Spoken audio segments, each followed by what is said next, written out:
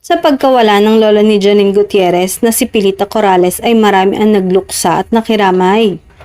Isa si Jericho Rosales sa nagmamahal sa Asia's Queen of Songs. Sa kanyang Instagram account, ibinahagi ni Eko ang isang video clip kung saan kumakanta ang kanyang nanay ng isa sa mga awiting pinasikat ni Pilita.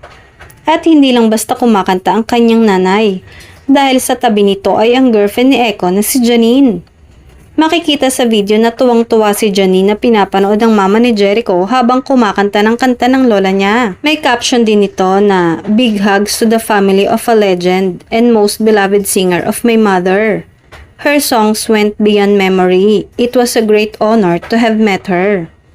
Nag-post din si Eko sa kanyang Instagram story ng mensahe para sa yumaong lola ni Janine ng larawan nito na may caption na "Her songs engraved in my mother's heart. Beyond grateful for this artist."